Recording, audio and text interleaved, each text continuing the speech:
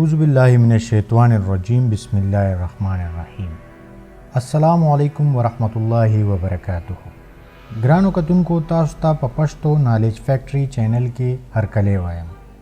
ګرانو کتونکو جادو یو شیطانی عمل دی او قرآن پاک دا کفر ګرځولی دی د جادو تاریخ د حضرت سلیمان علیه السلام د دور نه شروع شوی دی کله چې د سلیمان علیه السلام په دور کې انسانان او جنات یو ځای اوسېدل نو جناتو به انسانانو ته دا علم ښودو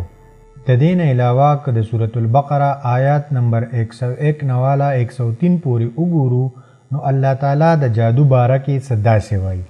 ګرانو کتونکو د دې آیاتونو په عامو الفاظو کې مفهوم څه داسې دی د انسانانو د ازمایش دپاره الله تعالی دوه فرښتې هاروت او ماروت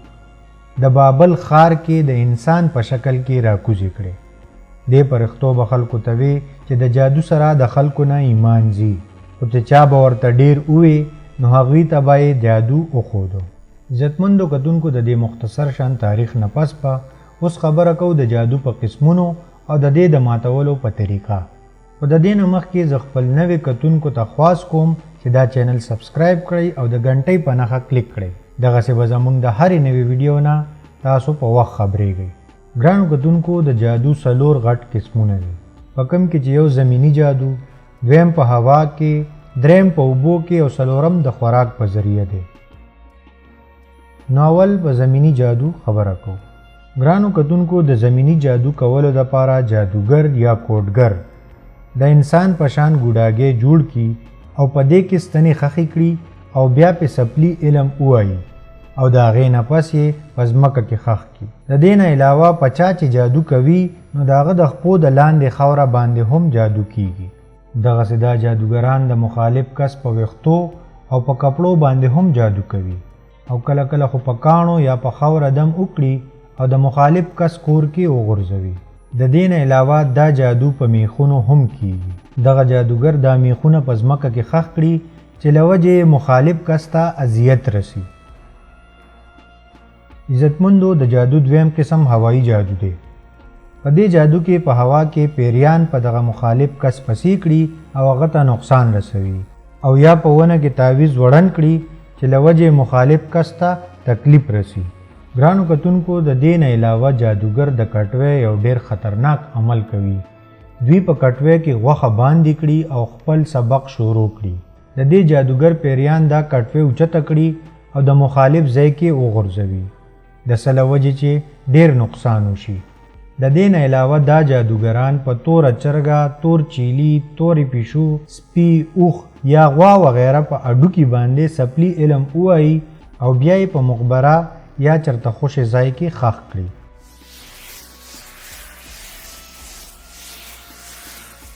خوږو کتونکو د جادو دریم قسم د اوبو جادو دی په دې جادو کې د مئی خېټه صفا کړي او خپل شیزونه پکې کیږي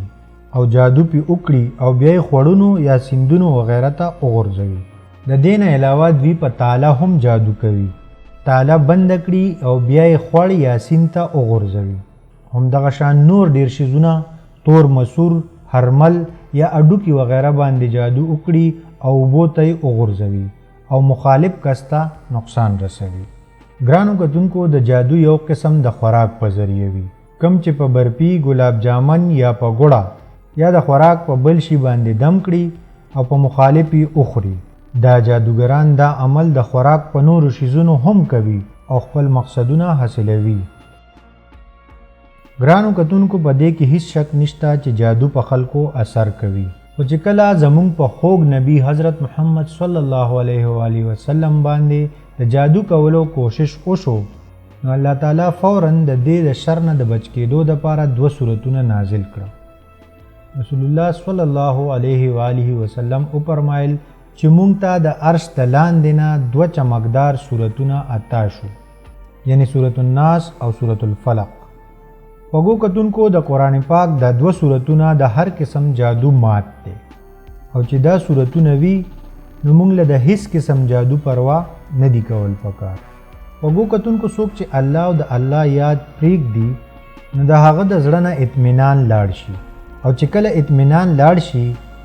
نو په جادو زمونږ زړه کې یقین سیوا شي او چې کله د جادو یقین سیوا شي نو پوه شئ چې موږ د شیطان تابعدار شو. وګو کتونکو خپل ایمان مضبوط ساتئ. کله چې ستاسو ایمان مضبوط وي نو هر قسم جادو به په تاسو اثر نه کوي.